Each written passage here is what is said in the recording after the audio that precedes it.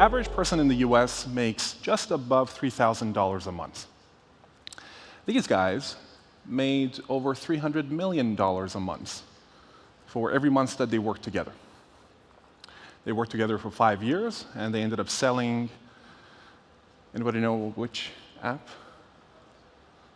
WhatsApp, exactly, to Facebook for $19 billion. Anybody familiar with this brand? Care to admit publicly? Ashley Madison. It's an online dating website for married people after they're married. Somebody's writing it down. AshleyMadison.com. But hold on, let me tell you more. So there was a big hack, and the database was leaked to the public. And to this day, we know that 4 men have committed suicide because their names were implicated in the database. Looking at the same database, we also know that the ratio of active male to female users on the website was 20 million for 1,500. 20 million men for 1,500 women. You're scratching it out. Not a good website. Would those men have committed suicide if they had known? Probably not. Probably not.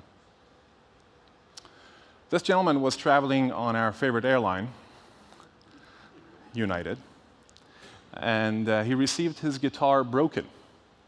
So he wrote in, he called, he asked for repairs, he asked for a new guitar.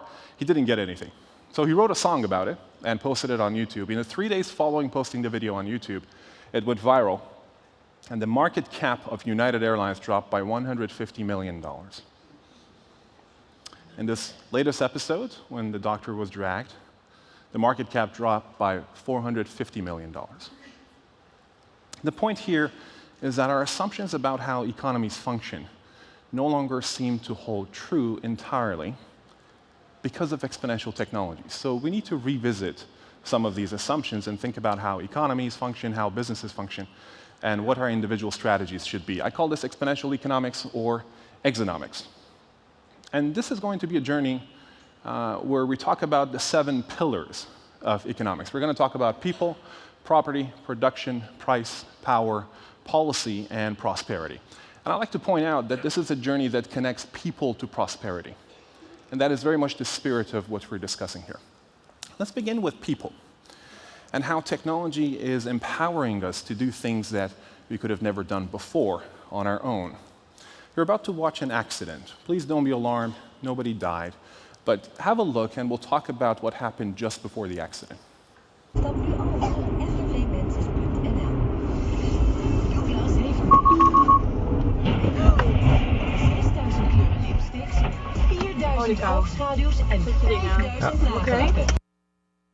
So this is the dash cam of a Tesla that is automatically braking.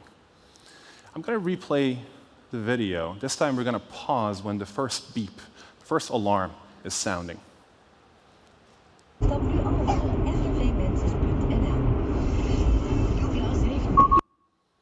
Does this look like an accident to you?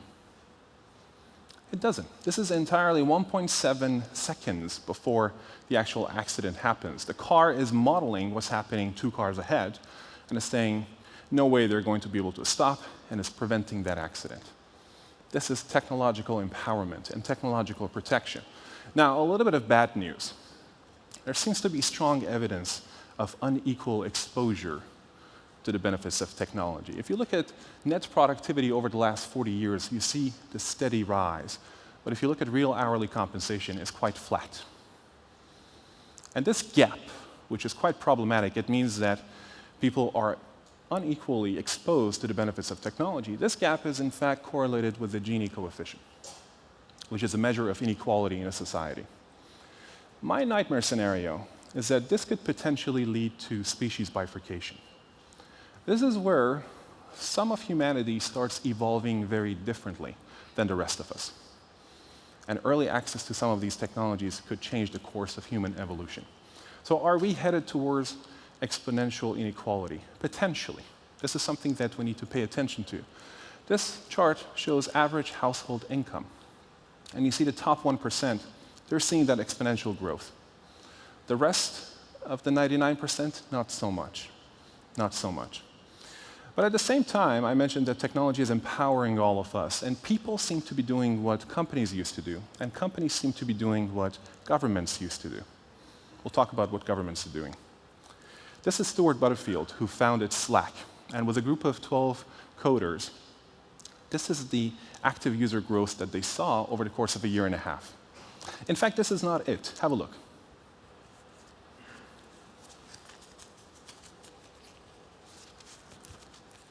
So this is truly a hyper-exponential growth curve. This was never possible with a small group of people. There's a dip for the holidays, and then it picks back up. Truly amazing. In terms of technological empowerment, we're also seeing the rise of nanoeconomics. What I call nanoeconomics is really the fact that technology is allowing us to measure incremental economic value creation better than ever before. We have macroeconomics, microeconomics, and now we're seeing nanoeconomics, which means you can hire people on these platforms and many other for less than $5. The smallest unit of work has shrunk. And this is great. It means that more people can behave entrepreneurially and be exposed to the upside and also the downside of the market.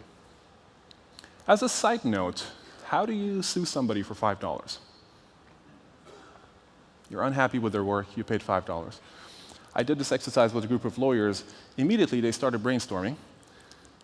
The point is not to sue. The point is to rate. We're seeing the rise of the long-term memory of the market, which is very hard to recover from if the market remembers you negatively. All these technologies also have a downside. Have a look at this video, and we'll discuss. Today, I would like to talk about change. Because Change is what we are looking for. and we have changed. Absolutely everything.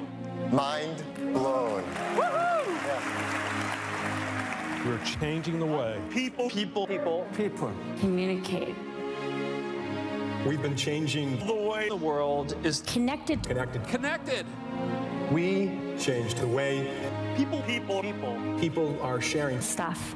We build Incredible, exciting, awesome, amazing products. And incredible devices. but honestly, the biggest change Of all. is we Make people give us all Their data. data. Why? Because We told them our amazing products are for free. But in fact, all this will cost them the most important thing, their data. The journey has just started. the good news is that today we know everything about what everybody. We will Be using all this information data to make a awesome incredible lot of money. and it should be shared across government. I was hoping you're going to like that.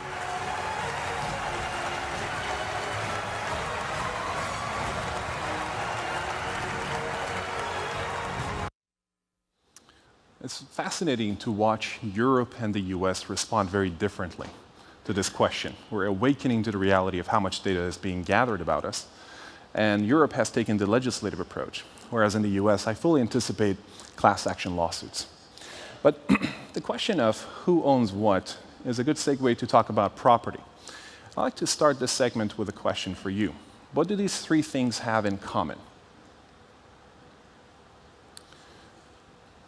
They sit idle more than 90% of the time. So the question is, what can you do with that 90%? And the answer is, of course, the sharing economy.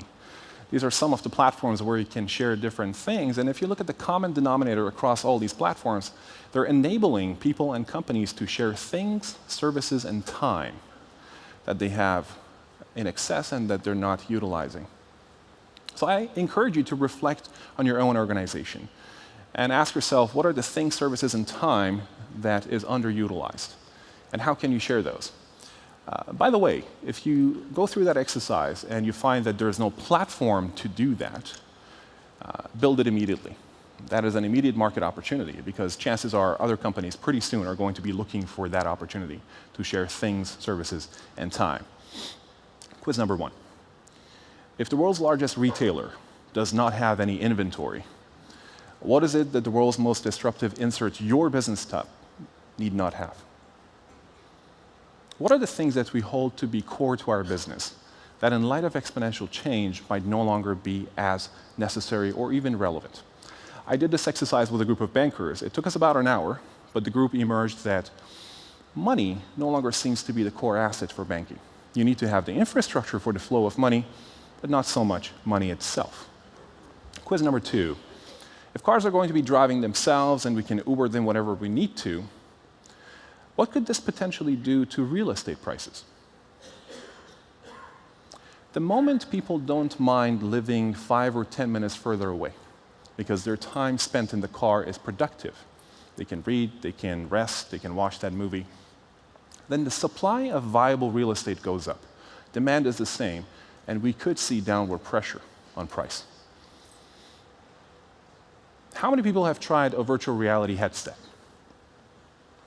Wonderful. I think by the end of next year, all of you will have. Highly recommended.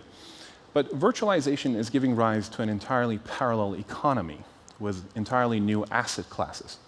But first, let me tell you about the home theater of the future. This is a device that you mount when you're wearing the goggles, and it adds the 4th dimension, which is the G-force, the feeling that you get when you're actually moving in these virtual environments. So as the car is turning, you begin to sense what that feels like. If you have the space and the money, this is the way to invest it.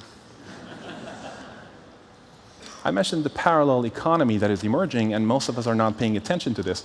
This is Planet Calypso, which is a virtual planet that was created in an online game. The planet, a couple of years ago, was sold for more than $6 million. Sounds like a very stupid investment. However, consider this. More than 100% ROI was realized in less than a year. Are we paying attention to this? Are these new types of asset classes on our radar? So in summary, property dynamics. Ownership seems to be going down, virtualization is on the rise, decentralization is on the rise, asset values seem to be compressing, and production costs seem to be going down. If all of these are true, then we're headed towards a very serious oversupply scenario. And depending on which industry you're in, chances are you already feel the pressure from oversupply. Which begs the question, how do you create value in this new world? I have 3 recommendations. These 3 recommendations pivot around technological empowerment and the need to hyper-customize. Number 1 is, I encourage you to reflect on any product or service and ask yourself whether the virtual, digital, connected version of it exists. If not, go build it. That's an immediate business opportunity. We also talk about Uberization of many different industries, the fact that people want what they want exactly when they want it. Just-in-time delivery is a key mode of value creation. And hyper-customization, this is my favorite. By the way, this guy's 3D printed version looks better than himself. That's a reality that might be fast approaching. How many people have played with origami? Excellent. It's a Japanese art form, paper folding. It has very elegant mathematics. A company in New York used the same mathematics to 3D print a dress. And this is fascinating because not only can you decide what the dress looks like, you can also add an extra dimension. You can decide how it moves, something that we were never able to do before. A great example of hyper-customization. Another way that value is being created is through what I call swarm economics, the fact that a large group of people can come together, accomplish something, and then disperse and go on to other projects. On the web, the best example of this is crowdfunding. Eric Majikowski created the Pebble Watch, which is the granddaddy of the Apple Watch, the Samsung Watch. He was ahead of all those guys. On Kickstarter.com, he pre-sold $10 million of his prototype over the course of 5 weeks. That was not enough. That was 2012. He came back in 2015 with a second version, and he raised $20 million in funding on Kickstarter. over the course of 5 weeks. But that is not the record. The record for crowdfunding is with Star Citizen. It's also an online game that hasn't shipped yet, but to this day, they have raised $137 million. Here's what they do. They actually have raised this money, and they ship small modules of the game. And the community gives feedback. They're playing the game, and it is a great model of co-creation. They're developing the whole game together. Truly inspiring. Here's another way that value is being created, and this is a bit counterintuitive. I'm going to play a song for you and then pose a question.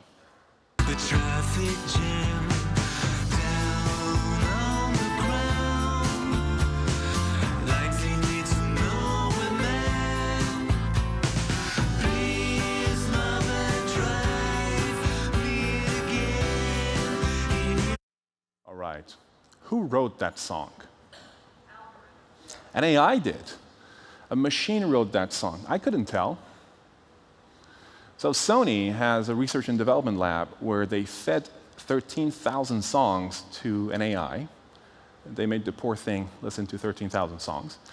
And by the end of it, the AI could generate music. And in fact, this year, they're set to release an entire album that the machine has created. So this is a mode of value creation that bypasses humanity altogether. Now the question is, are we prepared for that?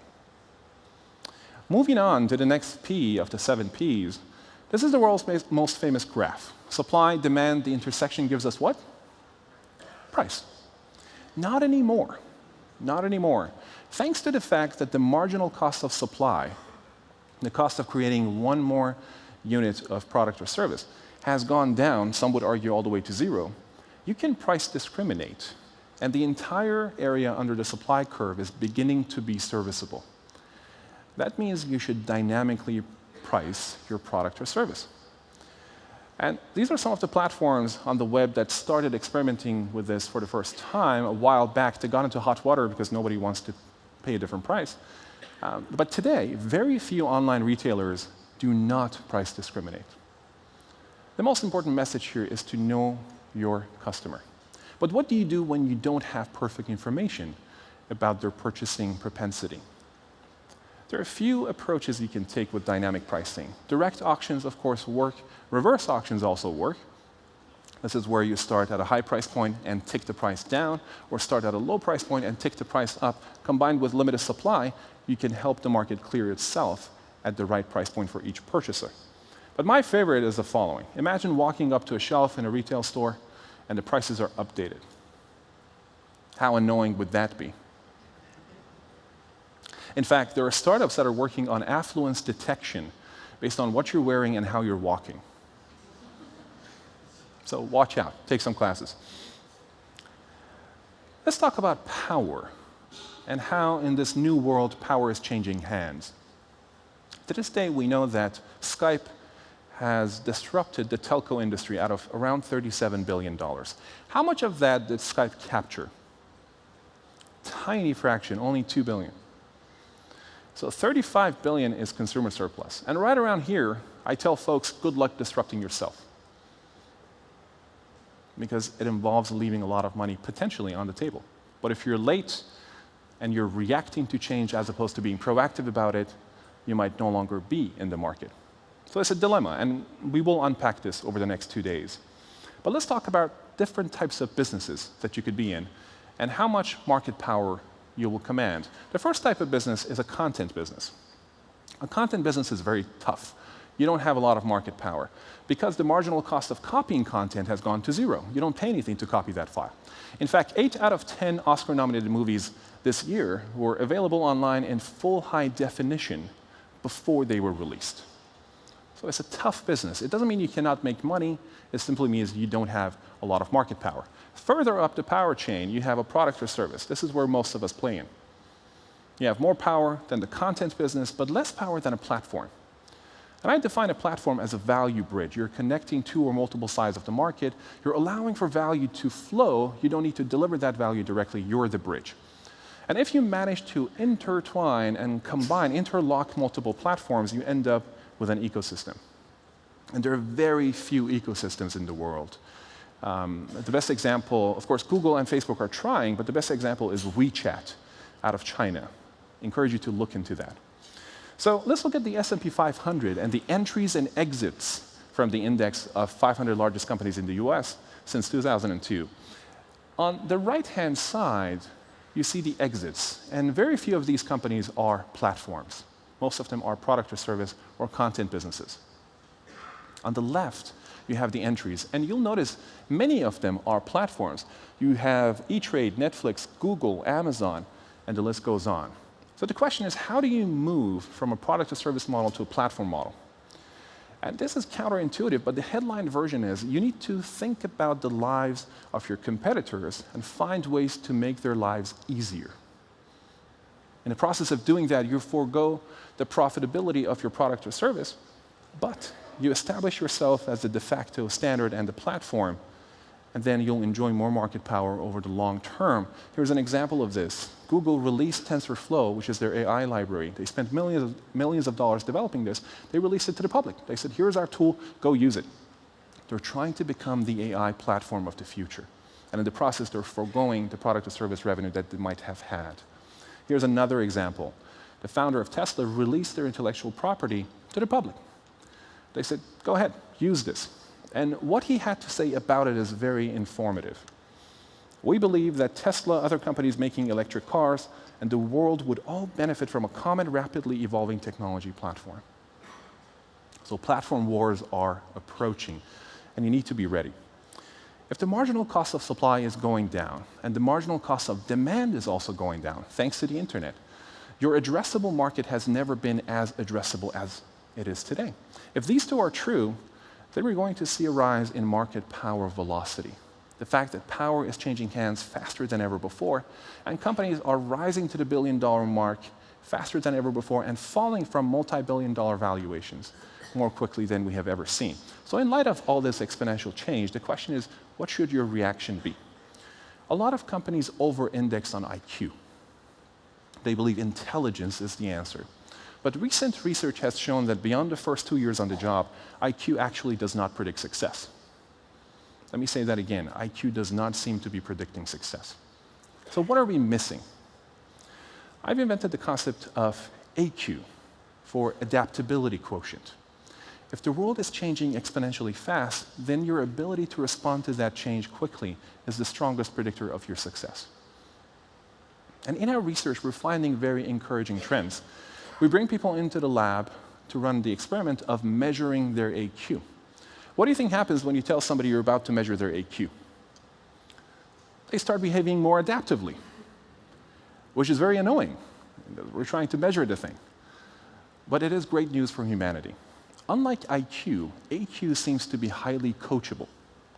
That means you don't need to fire anybody because they have low AQ in your assessment. You need to coach them and nurture them.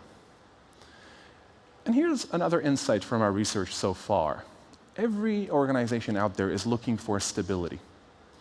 We're noticing that the strongest predictor of AQ and the extent to which you'll enjoy stability is your ability to unlearn. Your past success is getting in the way of your future success. The ability to unlearn is emerging as a core competency that companies need to focus on. So I encourage you to reflect on what you might need to unlearn as you hear about different technologies and different trends over the course of the conference. All right, let's talk about policy, a very important topic. Let's do an exercise. Let's say you are the CEO of the country's largest shampoo manufacturer.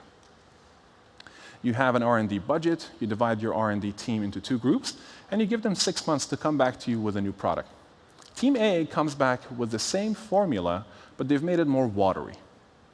Meaning, as people pour shampoo on their head, more of it is going to drip down, and people need to buy more shampoo. Classic technique. And it works, to a certain extent. Team B comes back with a new product, with a new formula, that happens to cure cancer. Okay, stay with me. You're having dinner with the finance minister of the country. Which product does she want you to launch? Specifically, what is the impact on the GDP? Type A increases GDP, whereas type B decreases it. I call this the growth fallacy. The fact that most of our policymakers are tunnel visioned on GDP as the best measure of the economic well-being of a society. Type B destroys an entire supply chain, and that is not a bad thing. By very definition, disruptive technologies do that. And we need to find models that encourage that, as opposed to score them negatively. Here's another challenge in the policy world these days, the D word. D stands for deflation. There's currently around $13 trillion of negative yielding government bonds in circulation. What do you get when you print a lot of money and you push interest rates to the negative territory? You should get inflation. But a lot of countries are not seeing what is considered healthy inflation. My contention is exponential technologies, these disruptive technologies, are by definition making things cheaper, faster, and more accessible. So there is massive technological deflationary forces in play. On the other hand, we're printing a lot of money trying to cause inflation, and the two seem to be canceling each other out. In fact, I believe we're going to look back at this period in human history and see it as a demarcation between the inflationary era and the deflationary era. And deflation is good. Deflation is the mother of innovation. If you're trying to solve cancer, wouldn't you love to go to bed, wake up, and every morning everything has become cheaper? You'll have a longer runway. You can make and place more bets. So we need to rephrase and reconsider our approach here. But let's go a little deeper into one policy area, self-driving cars. We know that self-driving cars are going to dramatically reduce accidents. Today, they seem to be on average around 2 orders of magnitude safer than the average driver. We also know that we're headed towards technological unemployment for a lot of different types of drivers. And finally, this is already shown that with Uber and Lyft and car sharing, people are going to buy fewer cars. Let's put some numbers on these trends. Unemployed drivers, that's going to be roughly about 1% of the workforce. People not buying as many cars, that's going to be probably around 2% of GDP. And this part is very counterintuitive and sad. In most modern countries, 3% of the GDP comes from the death and destruction of car accidents. The moment you take care of that, what is left? I met 3 prime ministers last year, and I can tell you, none of them are ready for this world and the implications for our societies. More specifically, technological unemployment is something we need to respond to very proactively. And a famous figure, Martin Luther King, had a solution. He wrote a book about this. He said, "I am now convinced that the simplest solution to poverty is to abolish it directly by," anybody know what he said? Universal basic income. He wrote a book about this 1 year before he was assassinated. In fact, there are people who believe this is the reason why he was assassinated. Now, how many people believe that folks are going to become lazier when they're given a minimum basic income? Let's see a show of hands. That seems to be the major concern, and it's a valid concern. So there have been recent studies, around 20 of them, that implemented UBI at a local geography and looked at the results. Here's the amazing outcome. Entrepreneurship shoots up typically 3x, 3-fold increase in entrepreneurship. And this makes sense. Think about Maslow's hierarchy of needs. When people are covered for their basic needs, their risk appetite goes up, and they have a higher propensity to start businesses. And that is a good thing. All right, let me attempt to summarize around 10,000 years of economic history in one sentence. In fact, it's not even a full sentence. I think it's about adding certainty to an uncertain world. Every economic system in human history rewards those who create certainty in an uncertain world. And I think there is no better measure of certainty in our lives than this. For the first time in human history, extreme poverty levels have fallen below 20%. This is very encouraging and directionally correct. It's a little too slow for my taste, but we do seem to be seeing an accelerating trend. And on the note of adding certainty to our lives, Bitcoin and blockchain has a major role to play, in my opinion. You're going to hear a lot about these Bitcoin, of course, and these other cryptocurrencies. They're both currencies and commodities. You can invest in them. They have a public ledger. Deflationary. Over time, your purchasing power goes up, as opposed to fiat currencies where your purchasing power goes down over time because of inflation. Very volatile, around 18 times more volatile than gold, 7 times more volatile than the US dollar, and highly secured. You do not need to trust a middleman. But more important than cryptocurrencies themselves is the blockchain technology behind it. And I want to give you an example, a very concrete example of what you can do with smart contracts. Think about a typical contract that has been in use throughout human history. In order to have a contract with somebody, you need to trust them, and you need to have an enforcement mechanism if things go wrong. Blockchain technology is showing us a path to where you bypass both. Enforcement is automatic, and you do not need to trust your counterparty. Let me give you a very concrete example. You're driving on the highway. Maybe you're not driving on the highway, your car is driving itself. But you're in a rush. And the speed lane, the fast lane, is quite busy. What if your car offered some bitcoins to the car in the front to clear the lane? And if and when the cars clear the lane, the contract is settled automatically. Enforcement is automatic, and you do not need to trust the cars in the front. We'll see more examples like this throughout the conference. Which brings me to a note on prosperity and our well-being. Before we watch this video, let me invite you, to go through an exercise with me. And I apologize, this is a bit of a morbid exercise. Think about people in this room. Think about people around you right now. And ask yourself, how will these people die? Statistically, we have an answer to that. More than half of us in this room are going to die from some form of cardiovascular disease, heart failure. Have a look at this video. There's some surgical imagery of a pig's heart. Have a look.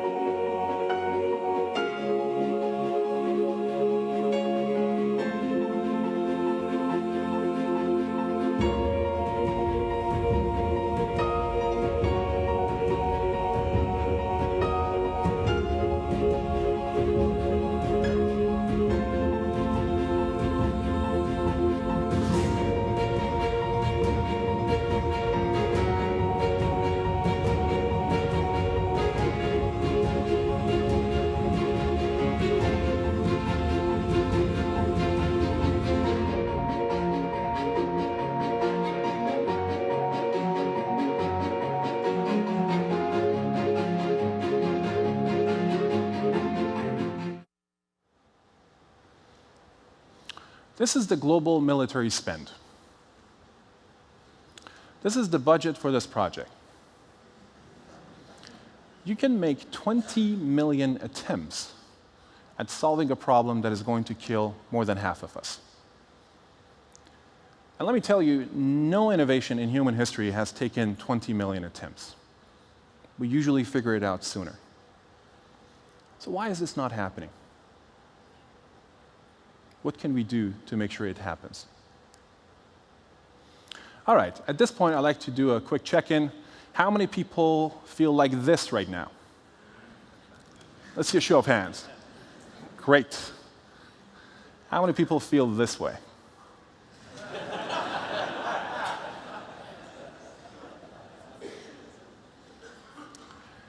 A little bit of that tension is good, it's healthy.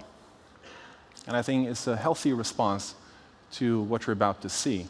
I encourage you to embrace that tension. Don't find the easy solution towards positivity or negativity. No pressure, no diamond. On that note, I'm often asked, how do you operationalize these insights? This is a tool that I use in my own fund. It's called EON, Exponential Opportunity Navigator. Let me walk you through some of the strategies that we use. And to make sure everybody is awake, what color is this swan? White. Thank you. What color is this one? Black. Who has read the book? Great. Highly recommended. The author argues that we are very bad at estimating extreme events and their likelihood. But what color is this swan?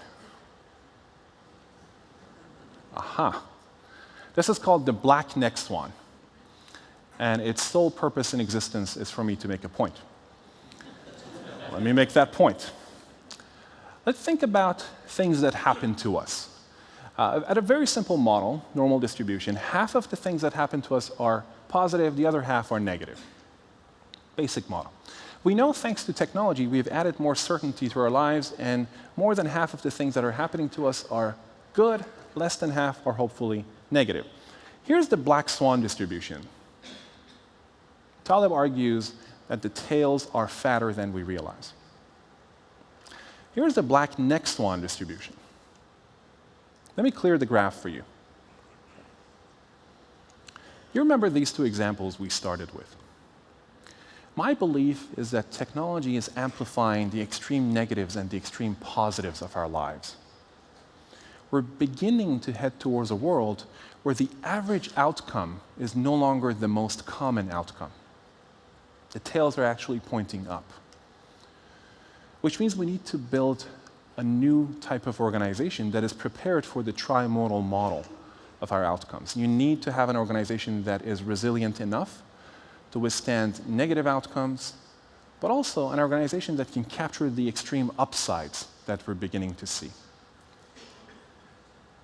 So I encourage you to reflect on what this means for your world and what your reaction to it should be. If you do manage to survive disruption and to potentially disrupt yourself, there are a few things we can say about the future of your business. You'll be managing fewer people but more information, data-driven decision-making. You'll be offering fewer products and services, and most likely you will be a platform, certainly utilizing many platforms.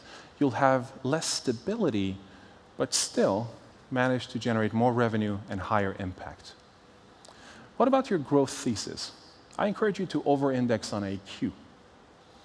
Have a chief adaptability officer. You don't need to call them that, but have somebody who is reflecting on what needs to be unlearned within the organization. Exponential enterprises, you'll hear about this throughout the conference, and also I encourage you to reflect on the whole spectrum of exponential technologies, and do not consider any of them as being out of scope for you. We're seeing a lot of value chain crossovers. Google, a search company, is building an electric car. Pardon me, a self-driving car. Facebook is looking into insurance and financial services. So broaden the scope of what you consider to be relevant to your business. And ultimately, if you forget everything that I've said, I encourage you to remember this triangle. I call it the golden triangle. People, property, and information want to move freely.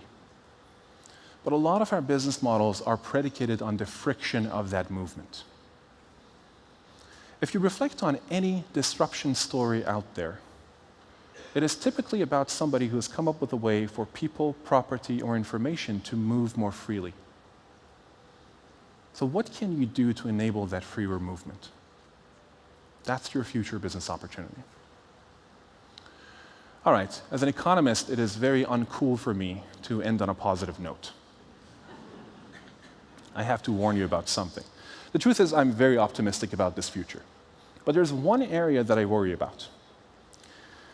And that is a crisis of imagination. The fact that our reach exceeds our imagination, but we're not thinking big enough. The biggest risk is not thinking big enough. And this is a perspective that is perhaps more salient during an event like this. Your challenge is to keep this perspective over time, a week from now, a month from now, 2 years from now, to challenge yourself to think bigger. And when it comes to perspectives, my dad always says that in life, perspective is easy to find, but hard to keep. So we all need reminders. I got a reminder from my phone a few months ago. I was typing the word impossible when my phone auto-corrected it to I'm possible. On that note, thank you so much.